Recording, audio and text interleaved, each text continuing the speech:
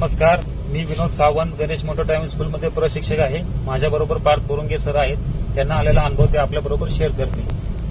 मी पार्थ बोरंगे, मी Ganesh motor driving स्कूलमध्ये गाडी शिकतोय आणि आज माझं घाट सेक्शन होतं आणि मला सरांनी घाटात कशी गाडी चालवायची, काय नियम पाळायचे, कशी गाडी हे करायची, काय म्हणतात, खाली उतरताना कशी गाडी चालवायची, खाली उतरायची आणि चढवताना कशी कोणत्या गेअरवर चढवायची खूप छान समजावून सांगितलं विनोद सरांनी.